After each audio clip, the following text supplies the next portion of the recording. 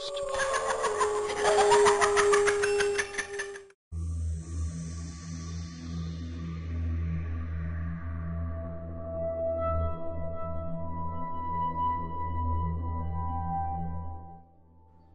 any city, in any country, go to any mental institution or halfway house you can get yourself to. When you reach the front desk, ask with no hesitation to visit someone who calls himself the Holder of Darkness. The worker will mock you, but you have to stay as calm as possible. Keep asking him until he stops denying and withdraws from his counter to guide you through the corridors. As his behavior changes radically, stay on guard.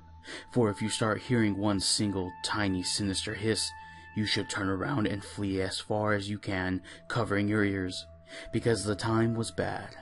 If you do not escape in time, the faint sound will turn into a dreadful growling. That will soon merge into a continuous shriek of sheer pain, until madness floods you and leaves you to die in deafening agony. If the warden remains silent, he will lead you to a closed door with neither handles nor lock. As he pushes it open effortlessly, you will see an ascending winding staircase which cannot possibly lead to any upper floor of the establishment. The door will close behind you, and you will not be able to push it back. Past this point, climb, and do not turn back, or you will fall into a bottomless pit waiting for living prey to chew upon.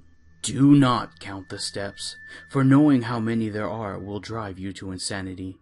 One will then creak, and at that point you should stop. Another door should appear on your left.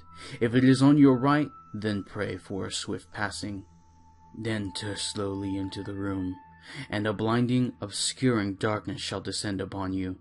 You will be required to walk straight forward, for straying even slightly will lead you to be devoured by the roaming and unknown creatures observing you with blinded and purulent eyes.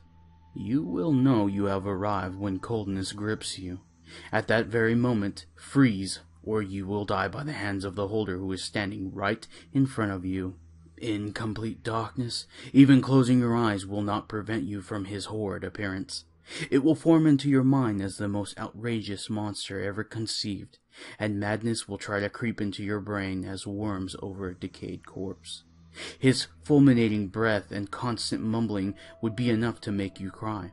But be advised not to utter anything louder than a weep, for you might wake what must not be awakened. The only question you will be able to whisper about being torn apart will be, what do they fear?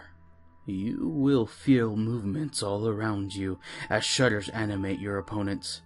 You will hear what nameless and incurable diseases will strike down the world if there were to be frightened. The countless terrors their own fright will unleash on those with a weaker mind than theirs. Amidst the atrocious enumerations of the endless sores the world will suffer, you might hear the simplest, almost ridiculous, yet implacable and certain truth they all fear. Do not move again. When your head is about to implode, it will stop. If you are still able to move, you will find a door in front of you which leads you outside of the ward. There, in the open, in the grass, a broken hourglass will wait for you. You are free to pick it up. It is object 13 of 538. Your knowledge of their fears is up to you to share, but you may not want to use it as a weapon against them.